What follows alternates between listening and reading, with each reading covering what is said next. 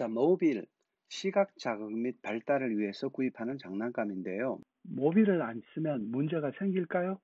전혀 문제 없습니다.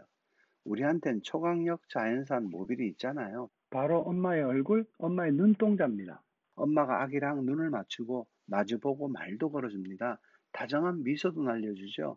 표정도 다양합니다. 엄마와 아기가 서로 매혹되어 갑니다. 이 과정에서 아기는 엄마가 점점 좋아지고 심심하면 엄마를 부르죠. 이렇게 서로 신뢰가 쌓여갑니다.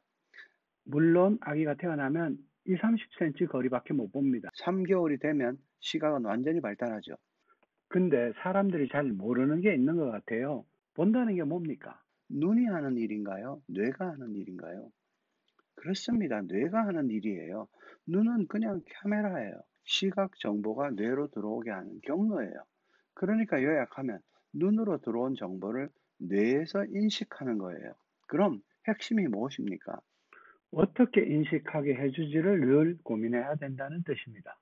그저 모빌이 빙빙빙빙 같은 소리만 내서 돌아가다 보면 우리 뇌가 무언가를 상상하고 뇌세포를 마구마구 연결할까요? 아니면 지루해. 저 또 노네. 이렇게 익숙해져 버리고 말까요? 게다가 아기 원령에 따라서 아이의 시각 추적 능력도 다릅니다. 신생아라면 시각 추적이 수평적으로만 가능할 거고, 좀 더 크면 아래 위 수직적으로 또 반원도 따라갈 것이고, 나중에는 완전 360도로 움직여도 추적이 가능하겠죠? 움직이는 속도도 중요하지 않을까요? 그렇다고 여러분이 내 아기의 원령과 발달 정도에 따라서 맞춤 모빌로 놀아주고 계신가요?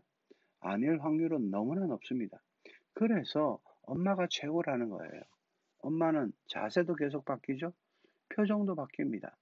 여러분이 조금만 창의력이 있다면 아기가 목표를 가지고 이 시각 추적 놀이에 주도적으로 참여할 수 있도록 아기 눈높이에 잘 보이고 잘 만져질 수도 있도록 엄마의 웃도리 셔츠에 눈에 잘 띄는 손수건을 달아줄 수도 있겠죠.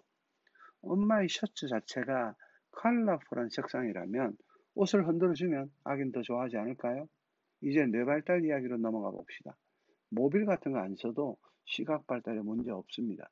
엄마가 항상 아기 보면서 수유도 하고 눈을 맞추고 놀아주는데 모빌이 무슨 필요가 있겠어요? 우리가 아기와 놀이를 할 때 기대하는 게 대체 뭘까요? 인간의 뇌가 어떻게 작동하는지 잘 생각해 보십시오. 여러분도 다 아는 이야기입니다. 뭔가 눈에 보이면 그 중에 관심 있는 것도 있고 없는 것도 있죠?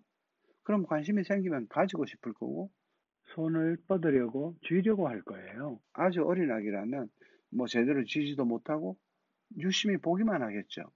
큰 아기라면 걸어가서 그냥 턱 잡아버리고. 근데 이게 그냥 지켜보는 신생아나 걸어가서 잡는 큰 아기나 뇌에서는 똑같은 인식 활동이라는 거 이해되시죠? 만약 아기가 엎드려 있다면 어떻게 해서라도 움직여서 앞으로 가려고 할 거예요. 비록 2, 3개월 정도밖에 안 된 아기라도 1m 앞에 관심 있는 물건을 놔두게 되면 30분이나 1시간쯤 걸려서 바로 물건 앞에 가게 됩니다. 이게 전형적인 뇌발달 놀이예요. 이해가 되십니까? 우리가 한 일은 장난감 하나를 흔들어 아기가 관심을 보이는 걸 확인한 후에 아기의 약 1m 앞에 놔둔 것밖에 없잖아요. 근데 아기가 한 일은 어때요? 눈으로 들어온 정보가 뇌로 전달되었고, 뇌에선 온몸을 움직이게 명령을 내렸고, 시간이 걸리더라도 온 힘을 다해 목표를 달성하도록 리드했습니다. 우리가 학교를 다닐 때 목표를 정하고 공부를 하거나 시장 조사를 하고 스타트업을 운영하거나 인간이 가장 뛰어난 이유는 바로 미래를 예측해서 목표를 설정할 수 있기 때문입니다. 이걸 갓난 아기 때부터 경험하게 해서 뇌의 구조를 명품으로 만들어가는 거예요. 잘 이해되시죠? 모빌은 엄마가 바쁠 때 잠깐 활용하기엔 분명 도움이 될 수도 있는 장난감입니다. 문제는 이런 내용을 전혀 모르고 그냥 사용한다는 거예요. 아기도 늘 그런 모빌을 보다 보니까 이제 집중해서 본다기보다는 그냥 보이니까 보는 거예요. 어떻게 보면 과잉 자극일 수도 있다는 뜻입니다.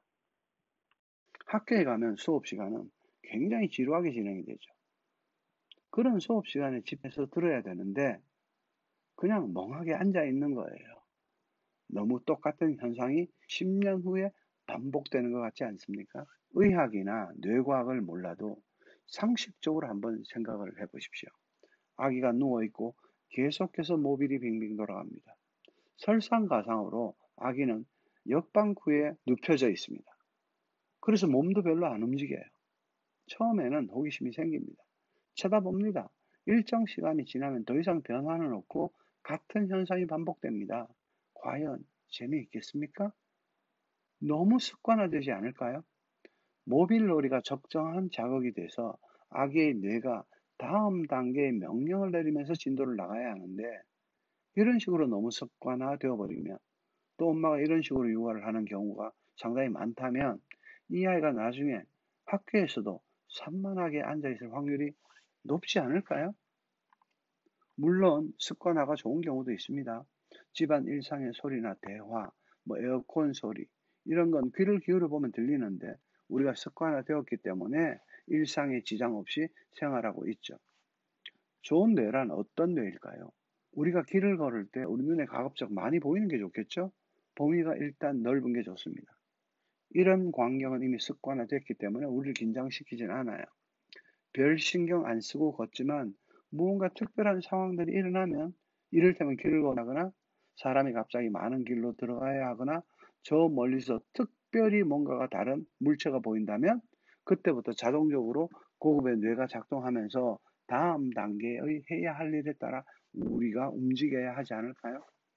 저는 가장 대표적인 사례로 아이들에게 가르치는 횡단보도 건너기를 자주 말씀드리는데요. 길을 건널 땐 손을 들고 건너라. 말도 안 되는 이런 교육을 전 받았거든요. 요즘은 좀 달라졌는지 모르겠습니다. 전형적으로 습관화된 사례죠. 이렇게 교육하면 학교 앞에서는 언제나 사고가 납니다. 길을 건널 땐 어떤 경우에도 좌우를 살펴야 되죠. 특히 내가 건너려고 하는 쪽을 확인해야 되고요. 녹색 불 들어온 건 당연히 확인해야 되고 차가 다 멈춘 걸 확인해야 합니다. 손을 들고 건너가는 게 중요한 게 아니라 차가 움직일 땐 건너면 안 된다는 것에 대해서 분명히 가르쳐야 합니다. 손을 들고 건너가는 동안에 오는 차가 있는지 없는지를 확인해야 합니다. 이렇게 가르쳐야 사고를 줄일 수 있지 않을까요? 모빌은 간단한 장난감이지만 이걸 내 아기한테 적용하거나 내 아기의 뇌 발달에 대해 이야기할 때는 결코 간단한 이야기가 아닙니다. 그냥 보이기만 하면 될까요? 안 됩니다. 평소에 안 보이던 뭔가 보이면서 호기심을 자극하고 그래서 나의 뇌가 명령을 내려 손을 움직이게 하고 움직이는 물체를 추적해서 따라가게 하고 마침내 손에 잡는 그 순간까지 뇌에서는 일련의 인지 과정이 전개돼야 합니다. 눈에 보이는 게 중요한 게 아니라 결국 눈으로 들어온 정보를 뇌에서 인식하고 뇌와 온몸이 협응하는 과정, 즉 인식의 과정이 중요합니다. 이런 뇌 발달에 대한 기본적인 내용을 이해하고 엄마가 직접 놀거나 모빌을 활용하거나 해야 합니다. 모빌, 그냥 간단하게 사용하면 되는 장난감이에요. 없어도 아무 문제 없고요. 다음 영상은 초점책 뿌리 뽑기